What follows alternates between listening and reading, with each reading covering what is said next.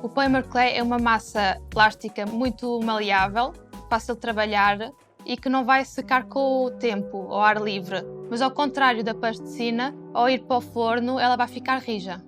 Poderás encontrar uma enorme variedade de cores de Polymer Clay. As marcas até desenvolveram Polymer Clay com efeitos muito giros, como pode, por exemplo, ter o efeito metálico, o efeito pedras preciosas, até um efeito parecido com o granito. Para a realização de pequenas peças de bijuteria, é muito importante que escolhas uma massa que seja resistente depois de cozida e bastante flexível. Assim, no caso de tiveres o azar da tua peça cair no chão, ela acaba por resistir.